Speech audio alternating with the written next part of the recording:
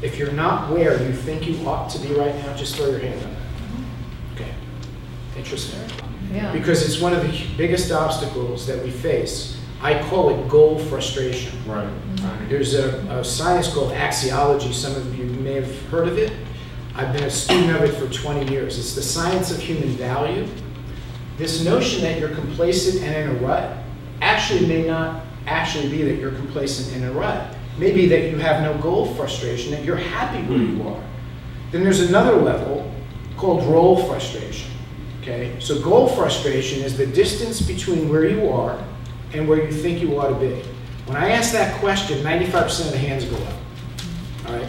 Role frustration. I'm bringing this up for a reason because it may be that you are happy and you think you should be doing something else, but you're actually happy where you are. Right. And this notion that we're supposed to be doing more, going further, having more, is a big myth. It creates goal frustration, it creates stress, and it leads to role frustration. Role frustration is you're not doing what you value, or you're not valuing what you do. All right? You're not doing what you value or valuing what you do. That's role frustration. And goal frustration and role frustration lead to the biggest stress factor of all, soul frustration. And soul frustration is I'm not being who I am. I'm trying to fit into other people's models, other people's joint venture approaches. And it's creating conflict in my integrated person, soul, role, goal. So if you're out of alignment with any one of those three, that's a huge obstacle, and there's no language for it. It's not even in the physician's desk reference. Yet about 70% of us are afflicted by soul, role, goal frustration, and 50% of us have all three.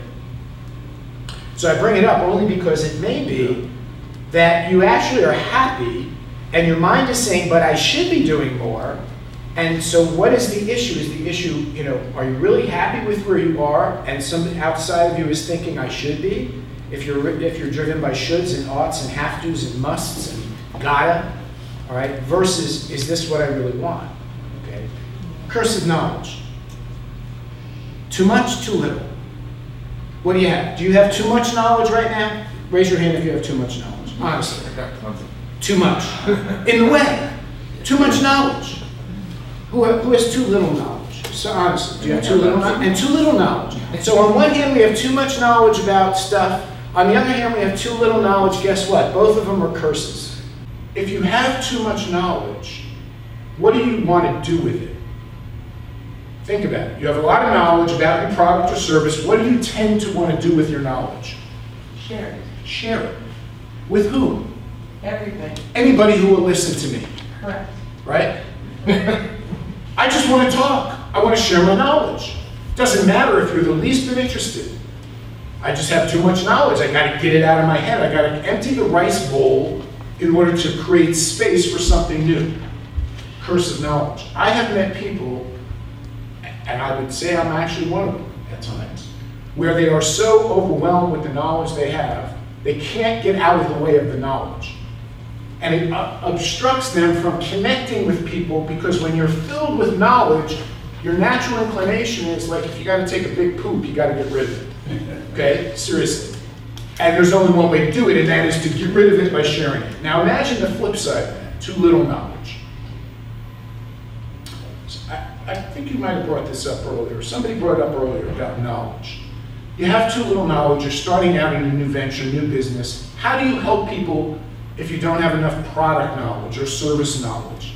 Well, nobody would ever be successful in business if knowledge was a requirement to get started. Because when you get started with something, you never have enough knowledge. Right? So what do companies do? And I've been a consultant to corporations, companies for 25 years, almost without exception. Thousands of companies I've worked with. What do they train their people when they bring on new people? What is the first thing they tend to train their people on? Product knowledge. Product knowledge. Is there ever a time when you have enough product knowledge, especially when your products are constantly changing? No. You never have enough product knowledge. Wrong game. They're teaching them the wrong game. They shouldn't be teaching them knowledge. They should be teaching them human relation skills and have all the knowledge back in the home office with the geeks who like to sit in front of the computers and the cubicles who don't want to handle or deal with people.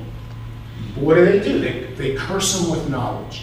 And they implant in their brain that until you have a certain amount of product knowledge, you can't go out and talk to human beings. You cannot win this game. So you have the curse of knowledge. That's why I asked you, proof you have all the knowledge. What are you going to do now? I bring this up because I would bet that this is an obstacle, unseen, unheard, under the radar obstacle for many of us. And we spend an inordinate amount of time delving into product knowledge or more knowledge because that's where our comfort level is. Think about whether you have too much, too little, and are you seeking more knowledge, or is there something you actually can do with the knowledge you already have to put it in motion, okay?